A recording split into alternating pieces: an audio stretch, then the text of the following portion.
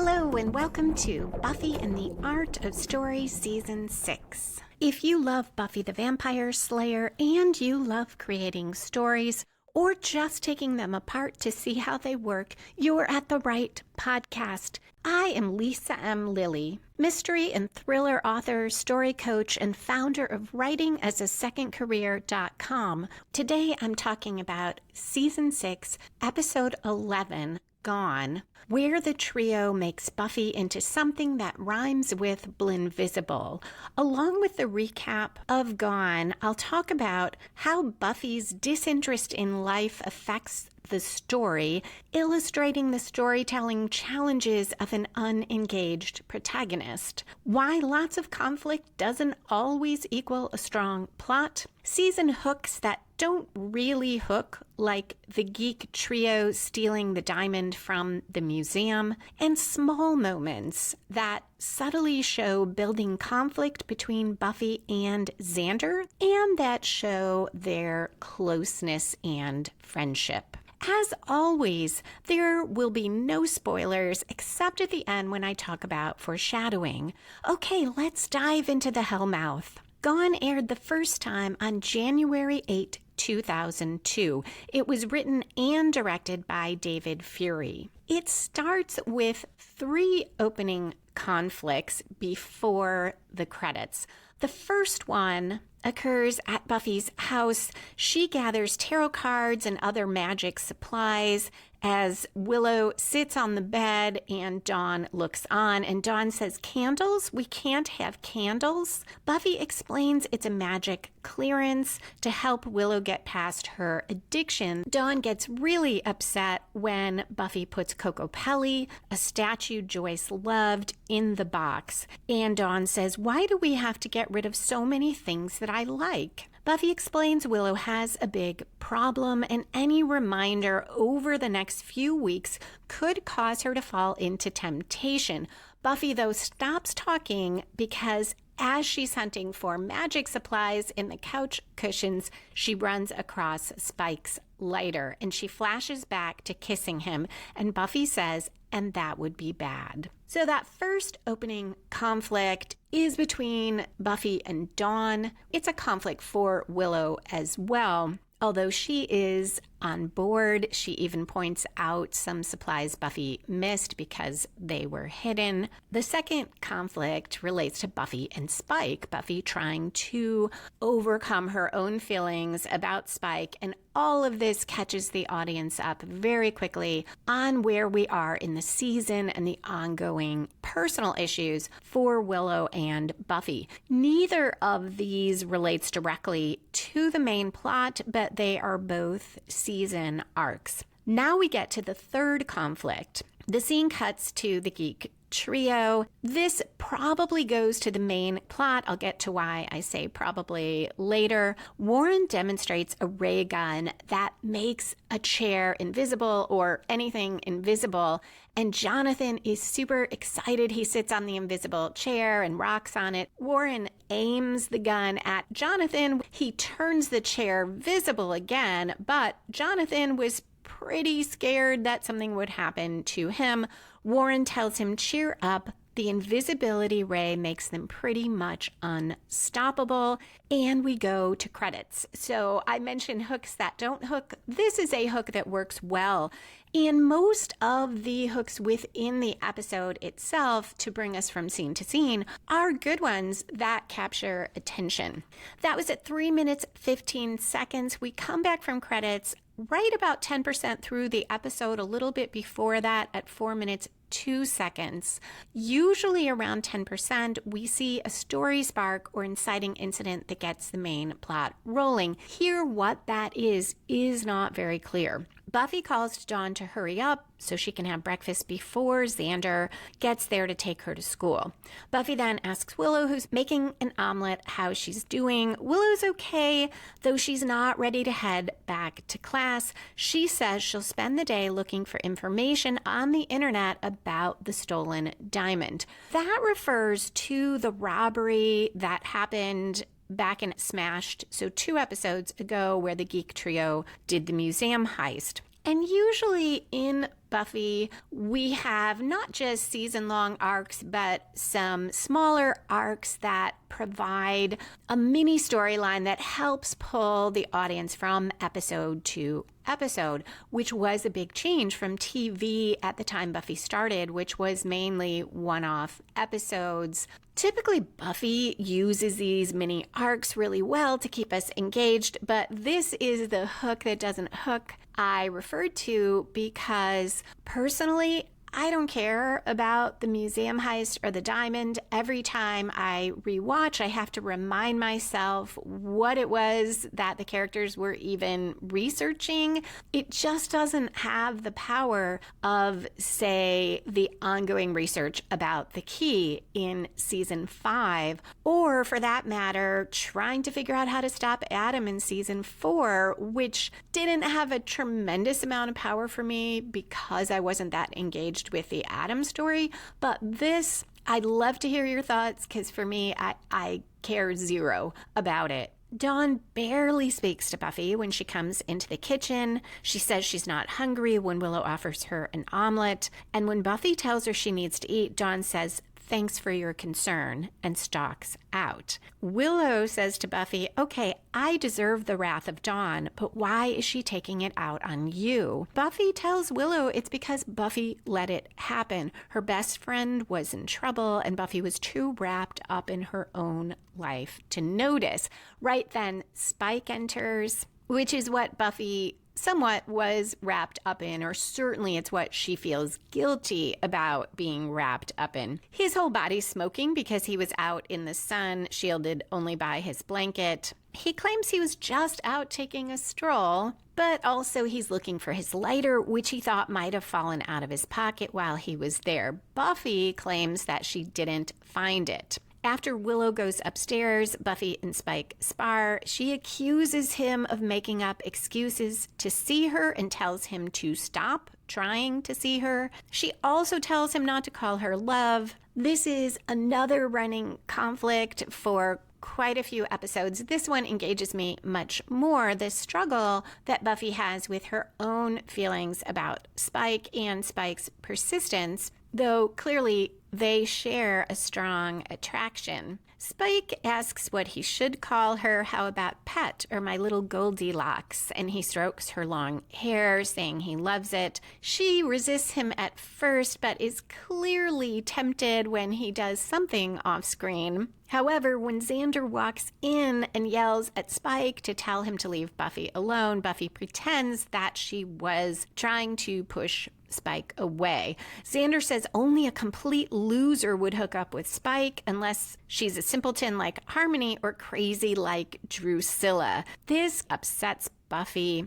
She tries not to show it and tells Xander he needs to get Dawn to school. Then she tells Spike to let himself out. At the front door, Buffy tells Dawn to come right home after school, and as the door opens, Dawn says, "Maybe we can find some time to get me into another car accident." Of course, that is the exact moment when the social worker appears at the front door, likely overhearing that comment. And that happens at 7 minutes, 20 seconds. So I mentioned it's hard to pinpoint the story spark for the main plot here. If the main plot is Buffy dealing with Geek Trio, which is going to turn her invisible, then that story was sparked probably when they invented the invisibility ray. My challenge with that is there's no statement in the episode that they invented it to make Buffy invisible or to directly impact Buffy at all. There's a suggestion that Warren had that in mind, but even that is not clear. So it's a little challenging to call that a main plot or to see the invisibility ray as sparking the story. But it does in the sense that without the ray, Buffy wouldn't have ended up facing the Geek Trio in this episode. The invisibility ray being ready happened about 3 minutes, 15 seconds, so before the 10% mark, which is perfectly fine. Some stories have their inciting incident on page 1 or in scene 1, and that generally sets off a really good pace for the episode. The 10% mark is just where most often I see that spark. If it's later, that can be a lot more problematic because your episode is starting slowly. So if it is Buffy versus the social worker as the main plot, this is a bit late. It's about 7 minutes, 20 seconds into a roughly 42-minute episode. My struggles with this episode and why I've never particularly liked it include that it is hard to sort out the main plot here, but both of the potential main plots don't really grab me. Buffy doesn't care about one of those plots, the invisibility one, and because the other is treated almost entirely as a joke, neither one hits me emotionally. Buffy says she thought the social worker, Doris, was coming on Wednesday. Doris responds, "This is Wednesday." Unfortunately for Buffy, that is true. Doris comes in. Spike is sitting in an armchair scowling. Buffy claims he's not her boyfriend when Doris makes that mistake, and she tells Spike, "This is the nice woman from social services," and he says, "Oh, right," and then tries to help by saying Buffy's a great mom. And for example, when Dawn was hanging around his crypt, Buffy put a stop to it. Doris is quite puzzled, and Buffy says crib, and calls it buggin' street slang that Spike is using. He demands his blanket before leaving, and after he stalks off, Doris assumes that he must sleep there. Buffy tells her, no, it's like a security blanket and no one else lives in the house. Unclear why Buffy says that, but understandably she's pretty flustered, and maybe she thinks, perhaps rightly, that it will look bad if it's her and other college students living there. Unfortunately for Buffy, once again things go wrong because Willow calls down that she's not feeling well and she's going to take a nap. And Buffy says, "That's Willow. She kind of lives here too, actually." Doris says, "Oh, so you live with another woman?" And Buffy says, oh, it's not a gay thing. Well, she's gay, but we don't gay. Not that there's anything, wrong with. Doris picks up, as Buffy's talking, a bag of magic herbs, and Buffy segues and says, I know what that looks like, but I swear it's not what it looks like. It's magic weed. It's not mine. I did enjoy this short monologue by Buffy, her stumbling over, will the social worker think it's a bad thing if she thinks Buffy's gay, but Buffy's not gay, but she doesn't want to make it sound like she thinks that's bad. Hopefully these days that wouldn't be as much of an issue, but I suspect there are lots of places where it still is. Doris expresses her concern that Buffy can't provide a stable environment. She points to Dawn's absences from school, her lateness, her falling grades. The episode is nearing 1/4 through. It's about 10 minutes, 33 seconds, so we're a little short of that. Around here, I start looking for that first major plot turn. I think of it as the 1/4 twist. It should come from outside the protagonist and spin the story in a new direction, and sometimes it raises the stakes. And it could be as late as a third through. So here, a little early, there is a pretty major development.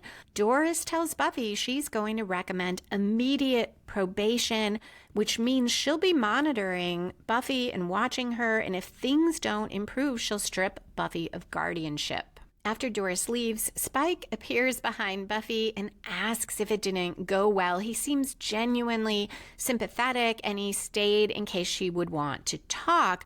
But Buffy is so upset and frustrated. She tells him to leave. She's really angry, and he practically pins her against the wall. His hand reaches down. We think it's something sexual, but he's reaching in her jeans pocket to take the lighter. He is angry at how Buffy's treating him. He calls her Goldilocks and leaves. At 11 minutes 41 seconds, Buffy's up in her room. She's partly crying, she's angry, and she grabs some scissors and cuts her hair. This episode reminds me of a lot of the ones in season 4 where I was trying to figure out the plot, and a lot of it early in the episode was emotional, how Buffy was feeling, how she was dealing with college life, or maybe how Willow was handling things with Oz or with Tara, and the monster plot would start much later. We cut to a commercial and come back, and Buffy is at the hair salon. The stylist thinks she can work with what Buffy did and asks what Buffy wants, and Buffy says, "Just make me different."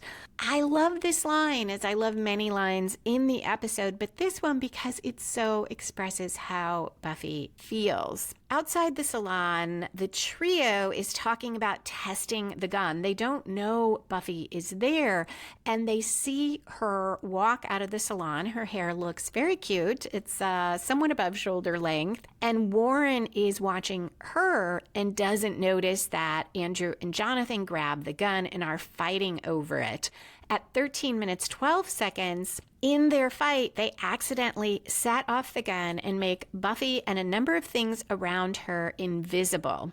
This is that monster plot, and we can see it as the first major plot turn. It's from outside of Buffy, definitely spins the story, definitely raises the stakes.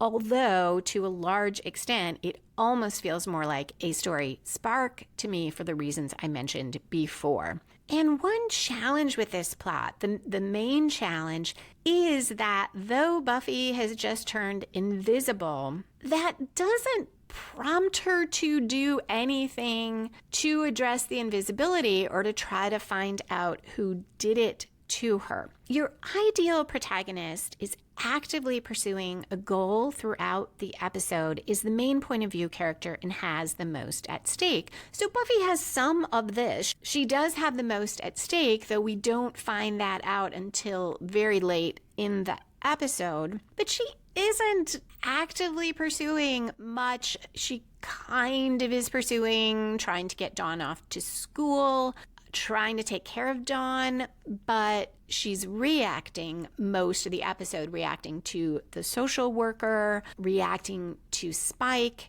And when she turns invisible, she'll embrace her invisibility, but she isn't active as to the main plot itself. There are good reasons for that because of where Buffy is in her life and how she's feeling, but it robs the storyline of intensity, of tension, of engagement. It's hard as an audience to be engaged when the protagonist is not. Just after Buffy turns invisible, the scene cuts to Xander and Anya, and Xander says, "What happened to Buffy? She's gone." Anya responds, "She's right here, table 4. I put her with your family." She is pointing to a seating chart for the wedding, and Xander says, "Great, except we don't hate Buffy." This leads to a conversation about who else is invited, and Xander is not thrilled Anya intends to invite D'Hoffryn, the demon who made her a vengeance demon. This is another season arc. It includes some conflict, and it is always great for comic relief. Buffy enters the store and says that Anya has a point about inviting her ex-boss, but of course no one can see Buffy, and Xander asks where she is. Buffy responds, "At table 4, apparently." And now we see one of those moments showing Buffy's and Xander's bond, because she tells them not to try to see her. She's an invisible girl, and Xander asks if she's been feeling ignored lately. That refers to that season 1 episode where Marcy, a girl who no one paid attention to, turned invisible because of it. And Buffy immediately gets the reference and says, "Yeah, ignored, I wish." No, this isn't a Marcy deal. I don't know what happened. I left Main Street after getting my hair cut and Anya says, "You cut your hair?" And Buffy responds, "Oh yeah." Anya asks how short it is, and Buffy says, about up to here. Well, if you could see my hand, it's kind of above my shoulders.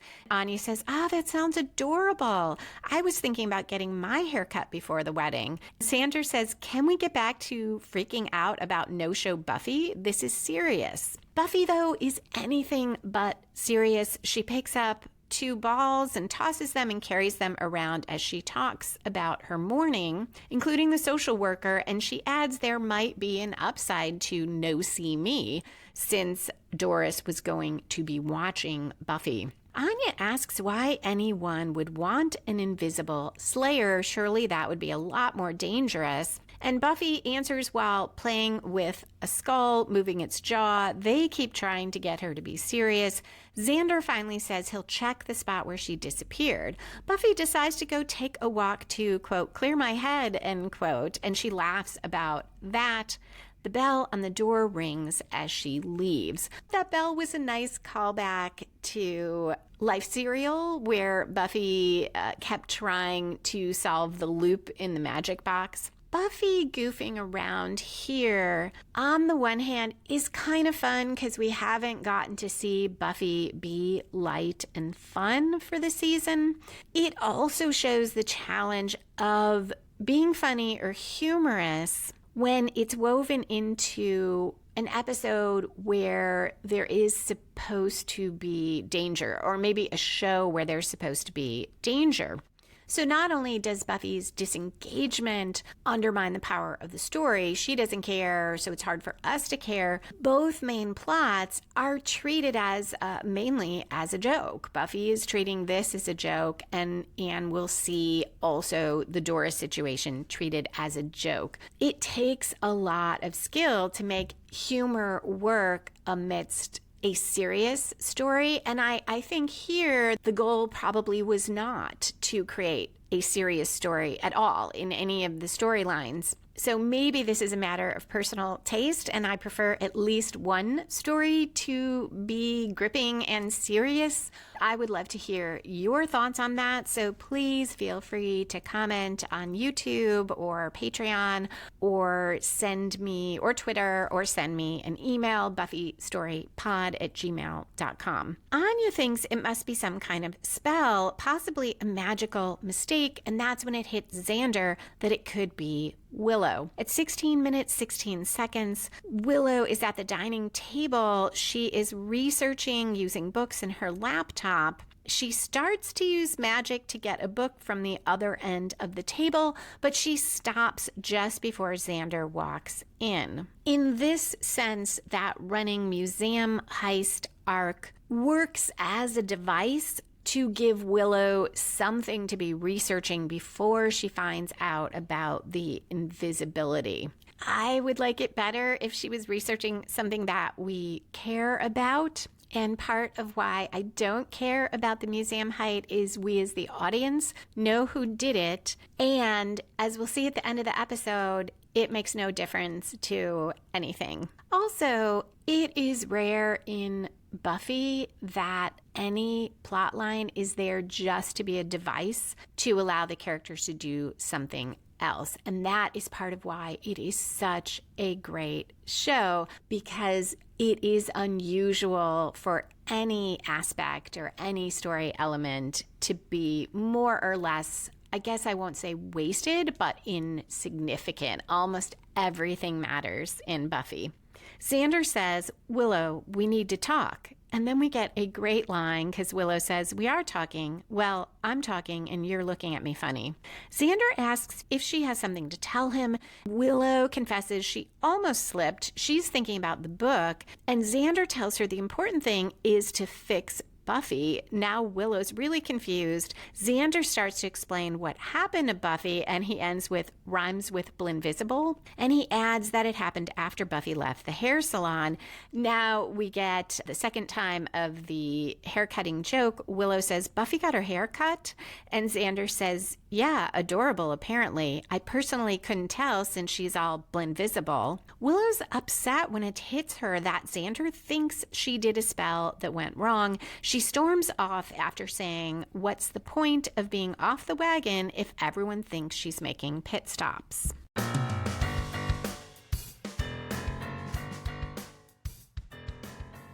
I should have said this at the beginning. Thank you so much for returning to Buffy and the Art of Story.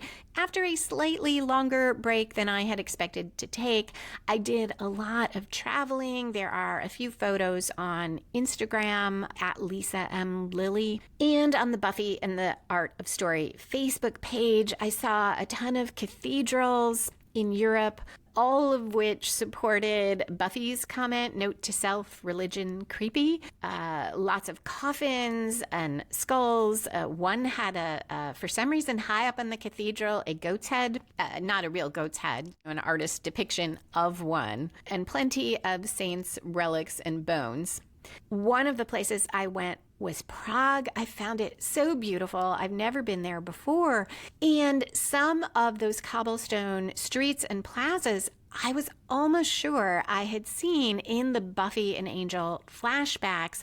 And I may have thought that because there was that reference early in Buffy to a mob in Prague attacking Drusilla, and that seemed to be part of why she had all these issues. But I did some research and it doesn't seem that anything was filmed in Prague. All the same, if you ever go there, let me know. I'm pretty sure you will think that it looks a lot like some of those flashback scenes.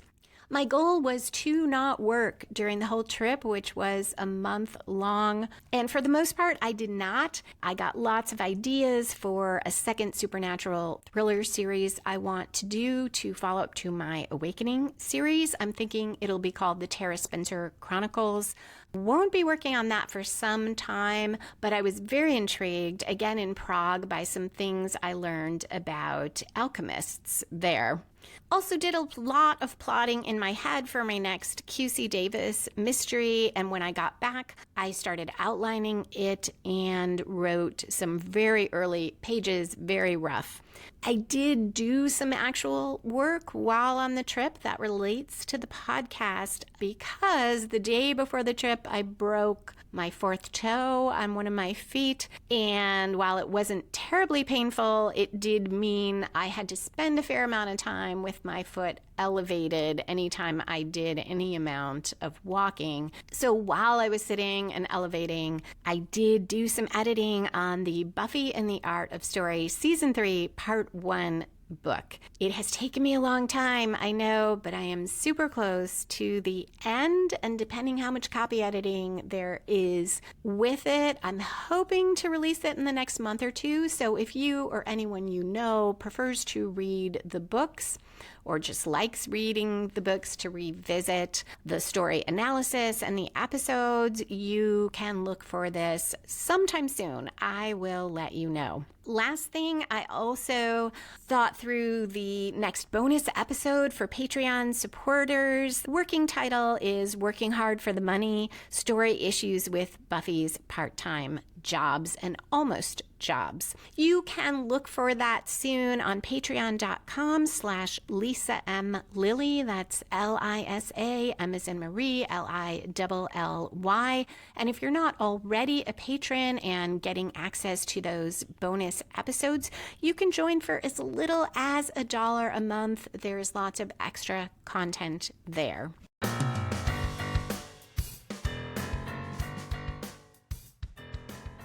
At 18 minutes, 10 seconds, the trio works on the invisibility ray gun, and they talk about their plans to use it to see naked women while they are invisible. But Jonathan is worried about Buffy being invisible. He says that makes the Slayer more dangerous. She could be spying on them right now. Warren, though, claims the Slayer is not a problem. The scene cuts to the park where invisible Buffy claims to be the ghost of fashion victims past. She steals a hat off a woman's head and throws it away, and the woman, spooked, runs off. Buffy sees a meter reader giving a ticket, and she takes off in his cart, saying, "So long, Kappa."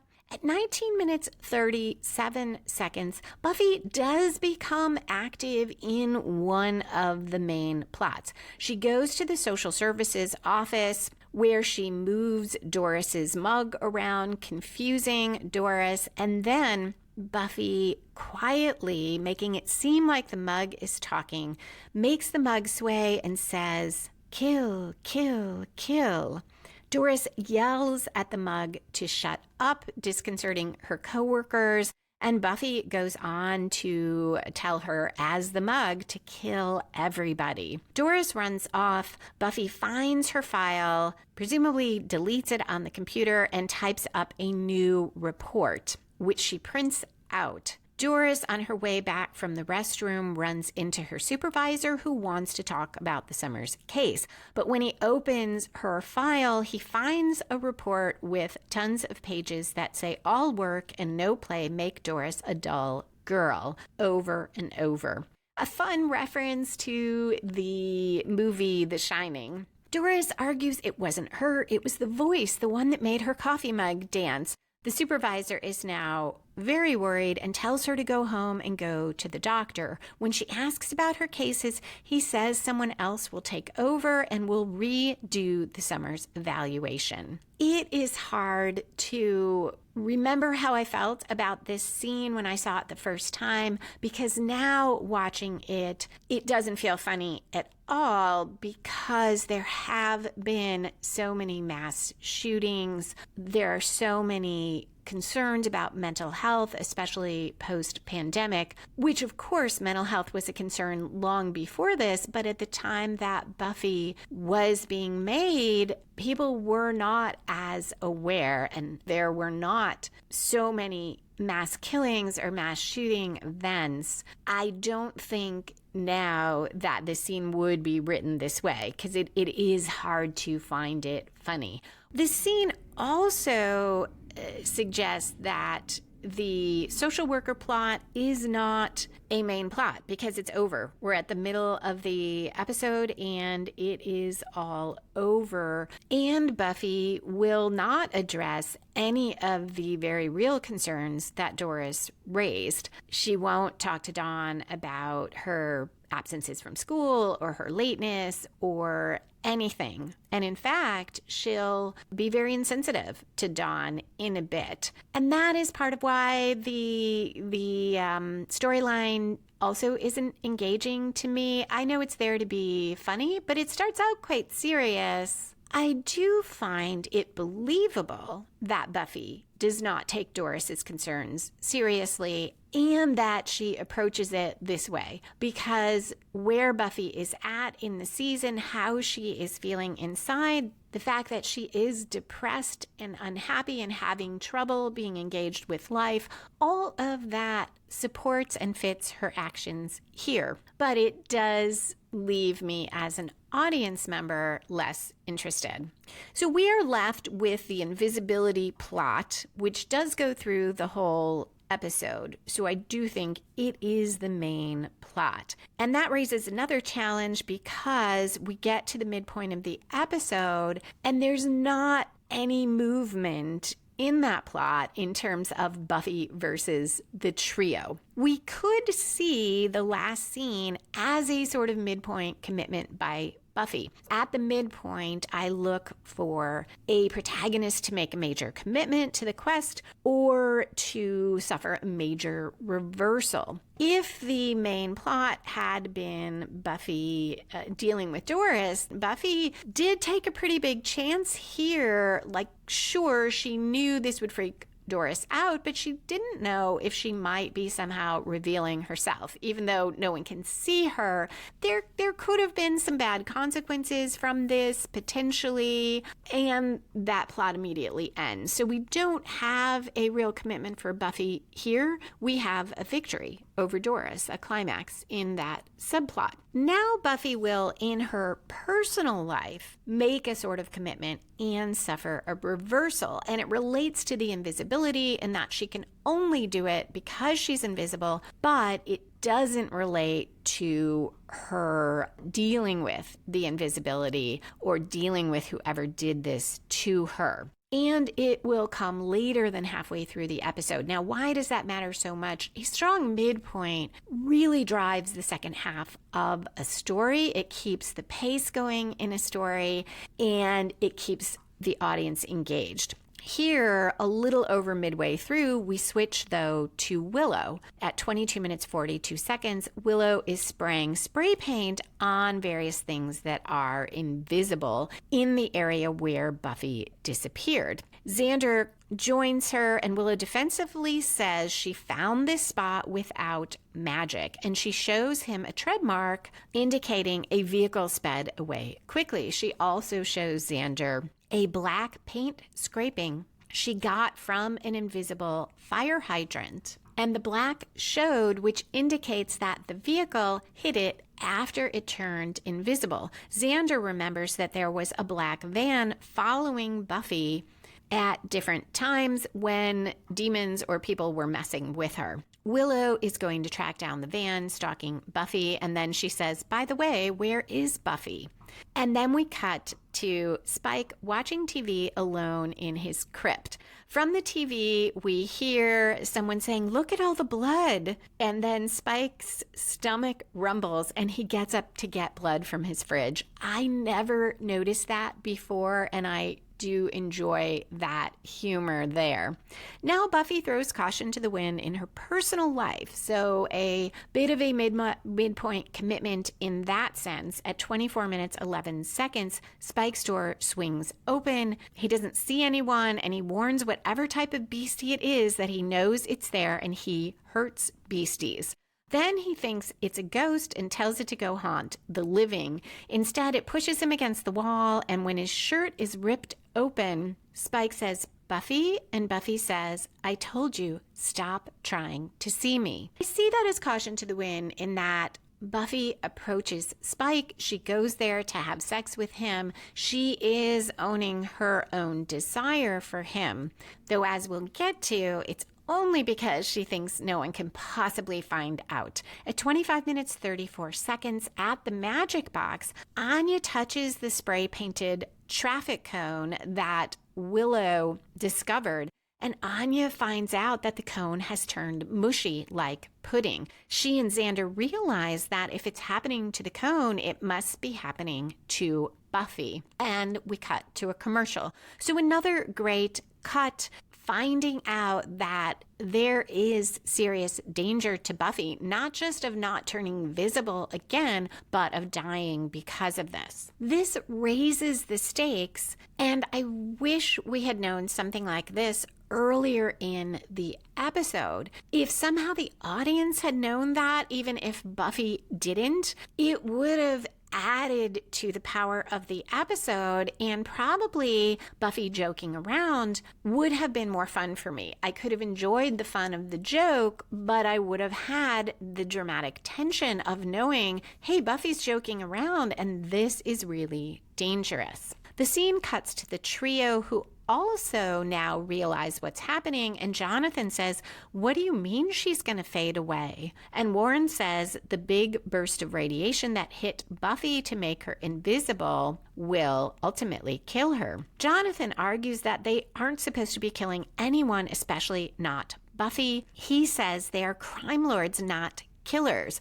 Andrew agrees more or less and points out that Lex Luthor is always trying to take over Metropolis, but he never kills Superman. Warren points out that's because it's Superman's comic book. Jonathan demands that Warren get that ray working properly and reverse what they did to Buffy. Warren stands up, stares down at Jonathan, who's quite short. Jonathan looks nervous, but he doesn't back down, and Warren finally agrees, or at least he seems to. Xander enters Spike's crypt and finds Spike making love to invisible Buffy. Xander doesn't know what he's seeing, and Spike claims he's exercising nude and mimes doing push-ups, causing Buffy to squeak. And Spike says, another great line, "A man shouldn't use immortality as an excuse to let himself go." He wraps a sheet around himself, sits on the edge of the bed, and says he hasn't seen Buffy. Xander says he wouldn't. She's come down with a slight case of invisibility. Spike tries to hold this conversation while Buffy nibbles on his ear. He waves her away. Xander finds Spike weirder and weirder because he doesn't know Buffy's there. And on the way out, Xander tells Spike he really ought to find a girlfriend. He's getting really strange. After he leaves, Buffy says this is perfect. Xander had no idea she was there, and Spike says perfect for her. She doesn't get why he's upset. Spike says, this vanishing act's right liberating for you, innit? Go anywhere you want, do anything you want, or anyone. And Buffy says, what are you talking about? And Spike cuts her off and says, the only reason you're here is that you're not here. And Buffy responds, right, of course, as usual, there's something wrong with Buffy. She came back all wrong. You know, I didn't ask for this to happen to me. And Spike says, not too put off by it, though, are you? Buffy says, no, maybe because for the first time since I'm free of rules and reports, free of this life. Spike gets dressed as they talk, and he says, free of life? Got another name for that. Dead. Once again, showing Spike's insight into Buffy's psyche, because that is a large part of what Buffy's been struggling with. She was happy when she was dead, and now she's in this world that is so difficult for her. And being invisible does free her of that, because no one can see her. No one can find her if she doesn't want them to. Trouble can't find her if she doesn't want it to. And the only other way to have that freedom would be to be dead again if she could go back to the place that she was, which is not guaranteed. Now, I don't think Buffy is thinking all this, but Spike is correct to point out that's at the heart of it. Now Buffy says, why do you always have to... I thought we were having fun. And Spike says, yeah, now, but sooner or later your chums are going to work out a way to bring you back to living color. You need to go. Get dressed if you can find your clothes and push off. Because if I can't have all of you, I'd rather... And then he looks down and says, hey, that's cheating. This tells us a lot about how Spike feels, that it really hurts his feelings that Buffy doesn't want anyone to know about them. And also, he knows this is short-lived until Buffy is visible again. At 30 minutes 40 seconds, Willow drums her fingers while waiting for the DMV computer to finish processing her query. She starts to reach her hand toward the screen, ready to use magic to hurry it along, but she pulls back at the last moment and the result finally appears. She sighs and writes down some information. We're now about 3/4 through the story. That's where that last major plot turn usually happens, and it should grow out of the midpoint, take the story in another new direction, sometimes further raise the stakes. We do get that in a way in a little bit. But first, invisible Buffy kicks a can in the street, ranting to herself about Spike throwing her out. She can't believe it. Is she in a bizarro world? She bumps into some pedestrians and tells them to watch out. At 31 minutes 47 seconds, she gets home and calls out for Willow and then Dawn. There's no answer. And she says, when calling for Dawn, does she want to see something neat? A few minutes later, Dawn enters the house. Her arm is still in a sling. I should have mentioned that earlier, from when it was broken during the events of Wrecked. She sees the refrigerator door open and she hears Buffy talking and asks where Buffy is. Buffy jokes around about being invisible. She floats a pizza. Dawn gets really upset and tells Buffy to stop. Buffy reassures her that Xander and Anya are working on it, and Dawn asks why Buffy's not. And a little bit shrieky, she says she can't talk to Buffy if she can't see her.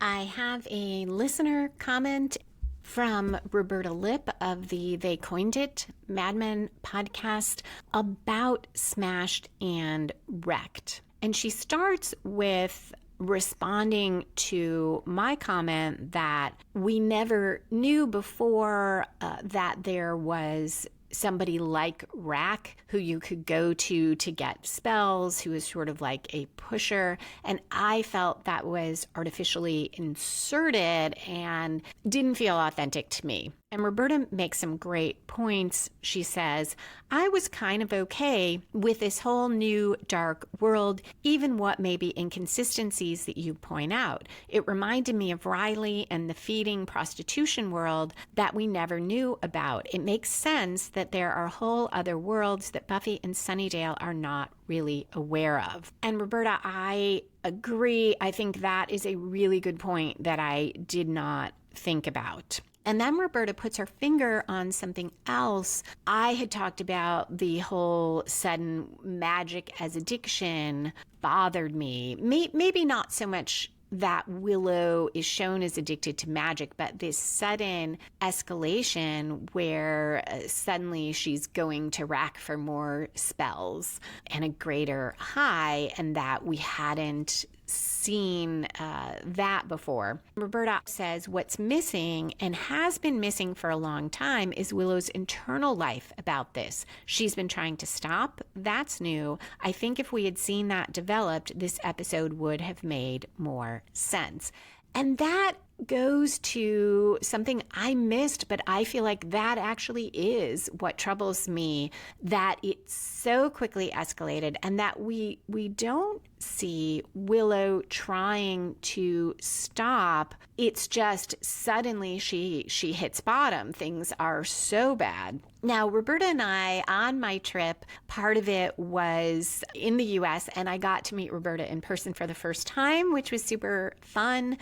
We talked about Type 10, or Mrs. Maisel podcast that we've been working on recording, and mostly we talked about Buffy, and I told her I agreed with her, and she mentioned that there actually was some reference to Willow trying to stop in the earlier episodes that she had missed. I don't remember where that was, and I feel like if she didn't recall it at first, and I still can't remember it, that it needed to be emphasized a little more, that we did need more of a build of Willow seeing she has a problem and trying to address it before we get to this point where she's begging Buffy for help and saying that she tried and she couldn't stop. Roberta's comment continued, to your point, we don't see her, Willow, decide to go back a second night, meaning to Rex. The way I look at something like that, she probably decided to take John to the movies with the thought that it would be possible to do a quick stop, denying to herself that she absolutely was going to go back.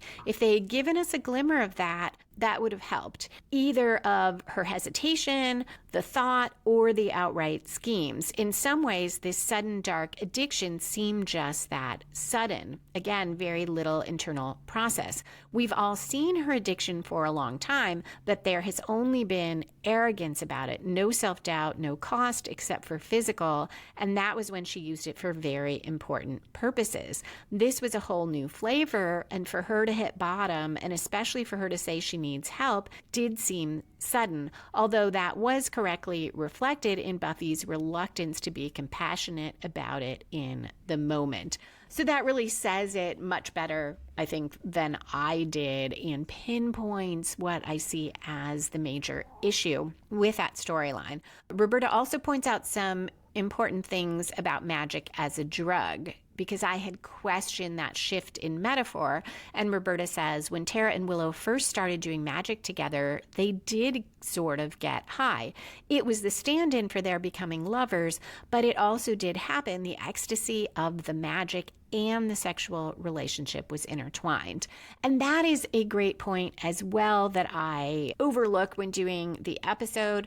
I think I mentioned either in that episode or in my patron bonus episode on this issue that we did get an earlier reference to certain things being a high when Giles said he and his friends conjured the demon Igon and let it inhabit them, and that it was an extraordinary high. Thank you, Roberta, for those comments.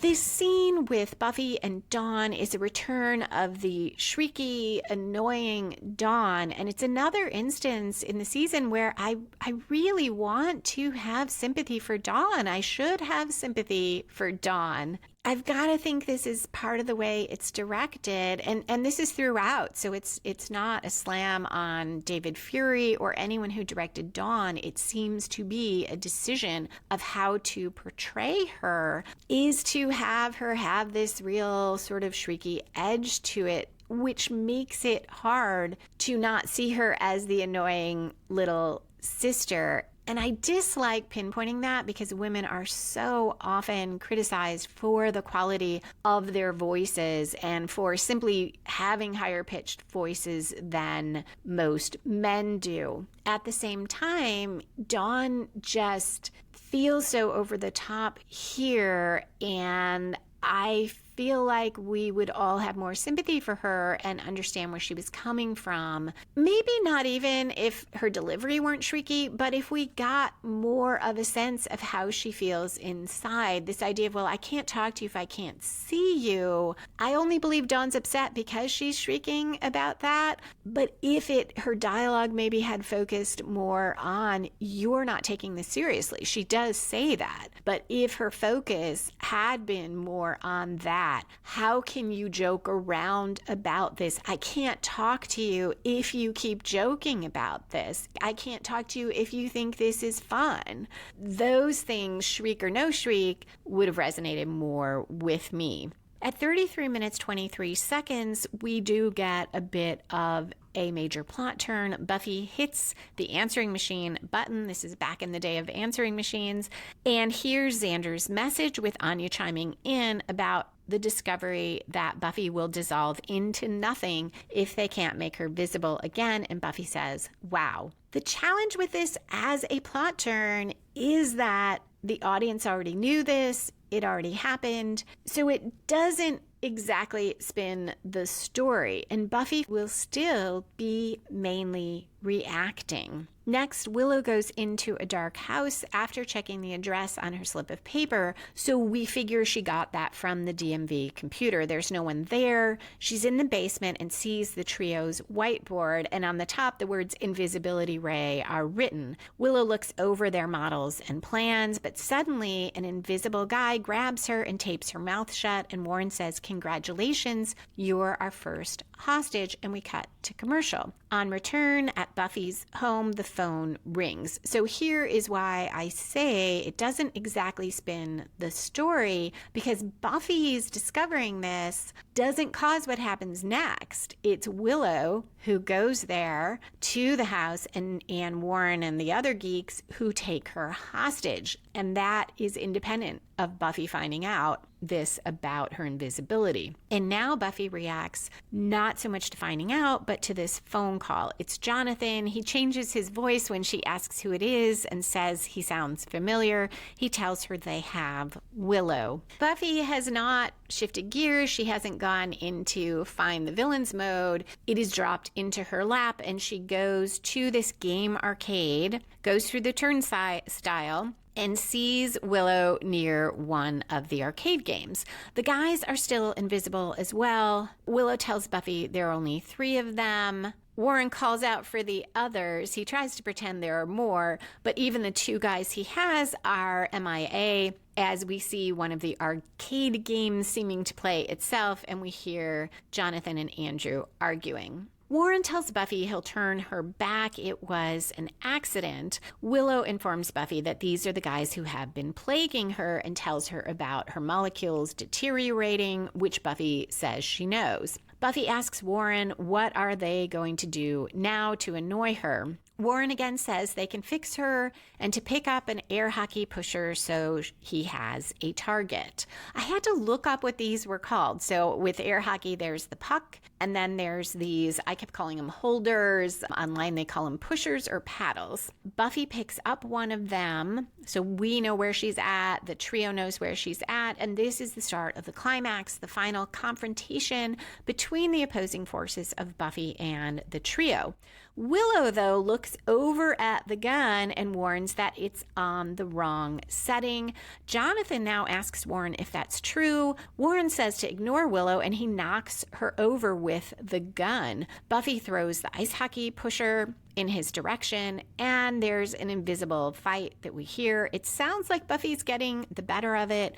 Other patrons run from the arcade. The guys argue amongst themselves. Willow gets to the gun, changes the settings, and one by one makes everyone visible, starting with Buffy. She is holding Jonathan, and she's shocked and throws him aside. Warren appears in a bunch of plastic balls. It's one of those ball cages that kids play in. Buffy recognizes Jonathan and Warren, but looks at Andrew and says, "Who are you?" And Andrew says, "Andrew, I summoned the flying monkeys that attacked the high school." Buffy still looks puzzled, and Andrew says, "During the school play, you know?" And Warren says, "Tucker's brother." Buffy says what? They banded together to be pains in her ass. And Warren responds, another great line, "We're your arch nemesis, sis sees." He goes on that she might have beaten them this time, but next time. And he pauses dramatically, and one of them throws down a smoke bomb, and they all try to leave before the smoke clears, but can't get through the turnstile. And Buffy says, "I give you my arch nemesis, sis sees."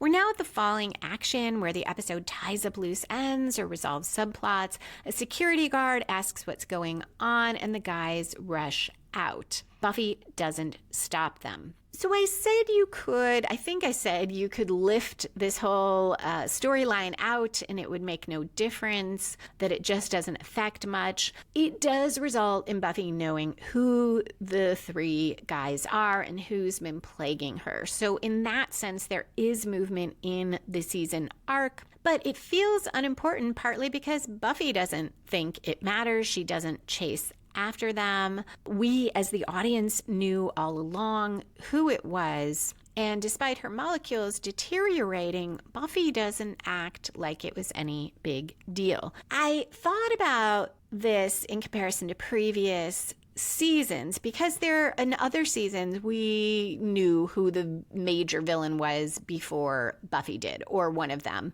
In season 2 we thought it was Spike. It turns out to be Angelus, or it switches to Angelus, but we knew about Spike and we knew about Angelus a little before Buffy did, and both of those things created tension. So why does that not work here? Similarly, we knew who the Master was. We saw Glory before Buffy did. I think the difference is, as an audience, we perceived all of those villains as being a significant danger to Buffy because their goals were clear and directly opposed Buffy. So the main job of any antagonist is to push against the protagonist, and that goes for season-long antagonists as well. And these guys, so far as we know, do not have a goal of pushing against Buffy.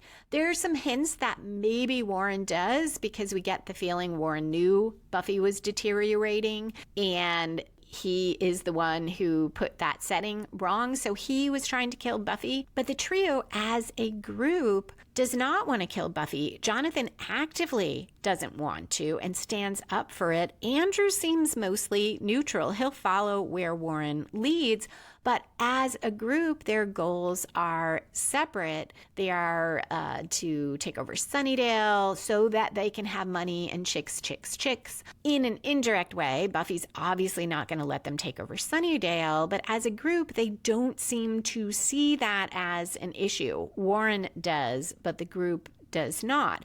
In contrast, the Master not only wanted to walk the earth again, which he knew the Slayer would try to stop, he needed Buffy to follow the prophecy and come down to face him in order to get out. So they were in direct opposition. Spike in season 2 specifically aimed to kill another Slayer, and the dearest goal of his heart was to torment Buffy. The mayor in season 3 wanted to ascend, saw Buffy as a major obstacle to that, manipulated Faith to try to keep Buffy from stopping him. In season 4, there was a similar issue with Adam because Buffy was largely irrelevant to him, and it made the season lack power. Yes, she eventually went up against him, but he never saw her, to his detriment, as a major threat, and that did leave the season somewhat unfocused. On the other hand, Glory needed the key, and Dawn was the key, and Buffy was protecting Dawn. So you have head-to-head conflict there, and we just don't see that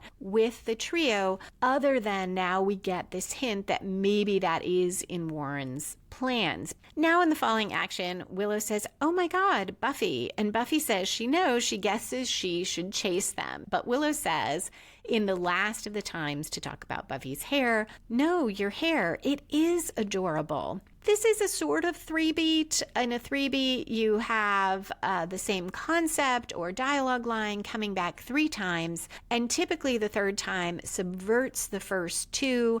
That's why I say sort of a three-beat, because this just kind of reiterates it now that Buffy's hair can be seen. Everyone's been guessing it's adorable. Now we know it is. Willow and Buffy leave the arcade and sit on the curb. Buffy asks how Willow found the trio, and Willow says the hard way, no magic, quote, the "oh my God, my head's gonna fall off," unquote, way, and she doesn't know how she got through the day.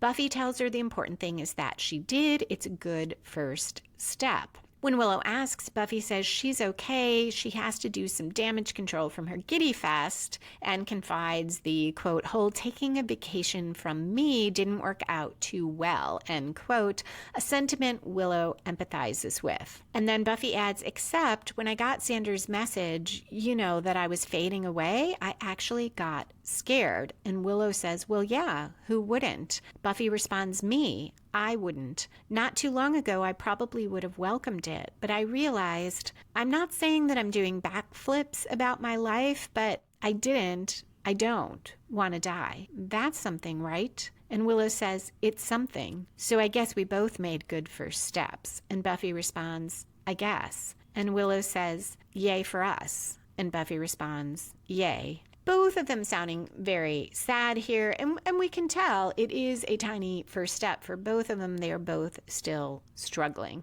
This moment does show some movement in the season arc for both characters. It is small movement. It is important, and yet it feels like this episode does very little, and I will talk about that more in spoilers. There is a lot of conflict in this episode. Buffy, Spike, Buffy, Dawn, Xander, Buffy, the trio, weirdly less so, versus Buffy, the social worker versus Buffy. But the way these plot points and turns aren't very strong or aren't there, the way the comedy, in my view, undermines the power of the stories, Buffy's lack of engagement, all of that shows that just because you have a lot of conflict doesn't necessarily make for a strong or compelling story. So that is it for the breakdown of the episode, other than foreshadowing, which I hope you will stick around for.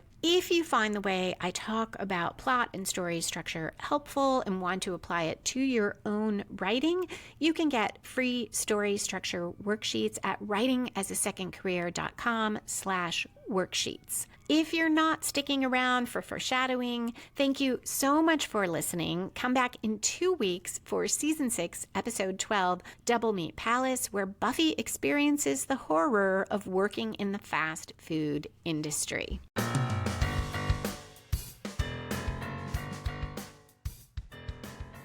And we are back for foreshadowing, which includes spoilers. As I mentioned, Buffy does take a small step here. She doesn't want to die. I don't see it as being all that significant because in Double Meat Palace and a couple later episodes, we will see that Buffy is still so depressed she doesn't feel anything.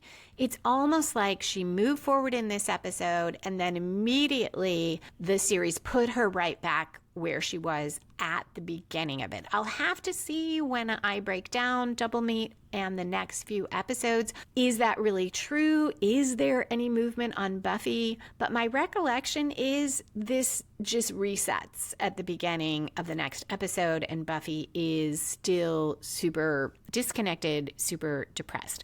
Willow, there is much more movement, and I found it very authentic. That struggle with, she did stay away from magic, and yet when something goes wrong, understandably, everyone thinks maybe Willow's spell went wrong again. And she's struggling with, how do I, in essence, stay sober when everyone assumes I'm drinking anyway? And she will continue to grow, to feel stronger. We'll see her in Double Meet Palace struggle with a quote-unquote gift of magic from Amy, how much harder it makes it for her, but how much resolve she has. And that keeps building until Tara's death derails her. But it is a very nicely written arc, gradually Willow getting better, getting stronger, coming to grips with a life where she doesn't do magic. Jonathan's comment about, well, we're crime lords, not killers, shows so much about his psyche. Warren is being more honest here, or more realistic. Jonathan, he's not trying to be dishonest, but he is fooling himself. And we will see this in Dead Things when the trio uses this cerebral dampener on Katrina, Warren's ex-girlfriend, to have sex with her.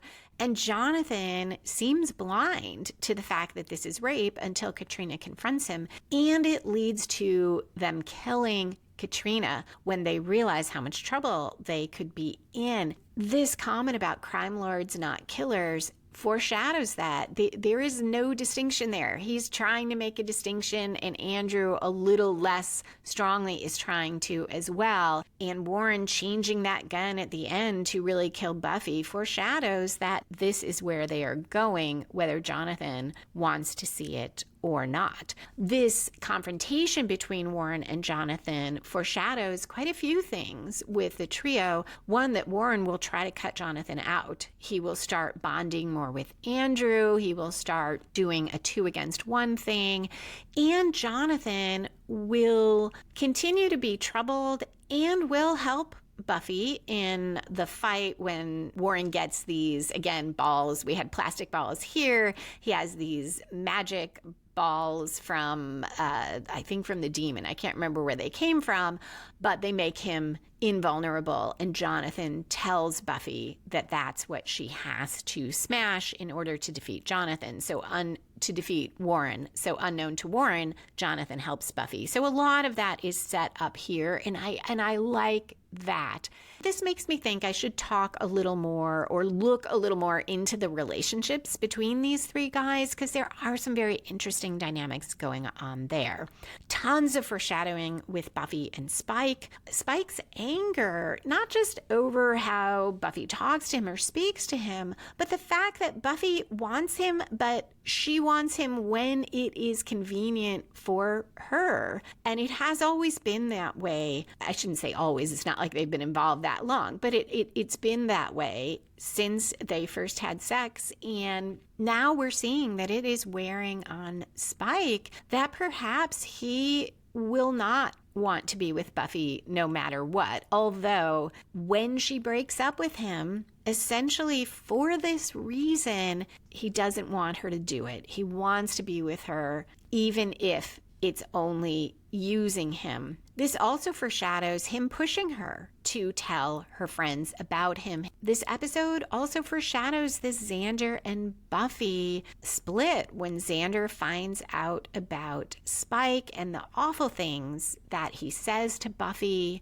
how possessive he is of Buffy, and how entitled he feels to critique her choices just because she didn't want him. But this episode makes me be a tiny bit more fair to Xander because part of why, I shouldn't say more fair, to understand him a little more, because I had forgotten part of why he is so angry is in retrospect. I think he's embarrassed that he was constantly ragging on Spike, telling Spike he had no chance with Buffy, saying no one but an idiot could want Spike, and all along, or at least for some of it, Buffy was actually sleeping with Spike. So it makes Xander feel foolish, and he reacts very badly to that. It probably makes him feel like Buffy was putting one over on him, or Spike was putting one over on him, not to excuse the way Xander treats Buffy. Xander doesn't know he's hurting Buffy's feelings here and embarrassing her, but he is. And this also goes to, I raised a question, well, why does Buffy have such a hard time dealing with the fact that she's attracted to Spike and to the idea that she could want Spike even if she doesn't love him the way she loved Angel, or she doesn't love him at all. But seeing Xander say these things, it's easy to see why Buffy doesn't want to tell her friends. Xander at least will be very judgy and will look down on her, will think poorly of her, will tell her about it. And this lets her know that her fears are real of how her friends will see her, at least Xander. Now, personally, I think that should make her question her friendship with Xander, but instead, because of where Buffy is at and her own internal feelings about this, it makes her just feel worse about herself, not worse about Xander. The social worker story foreshadows the Buffy birthday episode where Dawn makes the wish to the Vengeance Demon, because the Vengeance Demon poses as a school counselor or social worker, and she addresses what's at the heart of some of Dawn's problems, how disconnected and lonely Dawn feels.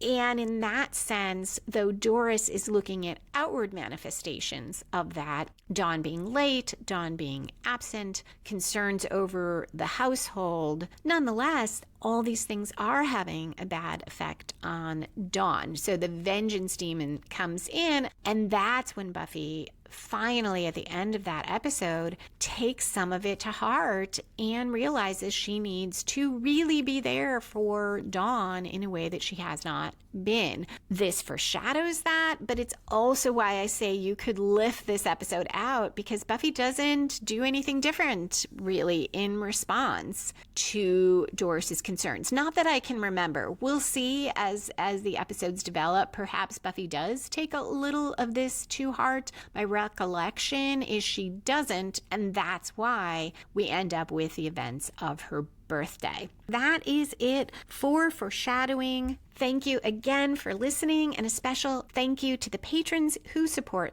the show. Please come back in 2 weeks for Season 6, Episode 12, Double Meat Palace, where Buffy gets a part-time job and encounters what she thinks is an evil conspiracy. If you enjoyed this episode of Buffy and the Art of Story, please rate or review it wherever you listen to podcasts. Tell a friend about it or share it on social media. You can find back episodes of the podcast on YouTube or at lisalilly.com, where you can also find my mysteries and thrillers and the Buffy and the Art of Story books. If you'd like to connect or share your thoughts about Buffy, you can find me on Twitter or Instagram at Lisa M. Lilly. That's Lisa, M as in Marie, Lilly. Or email me at buffystorypod@gmail.com. Music for this episode was written and performed by Robert Newcastle. Buffy and the Art of Story is a production of Spiny Woman, LLC. Copyright 2023. All rights reserved.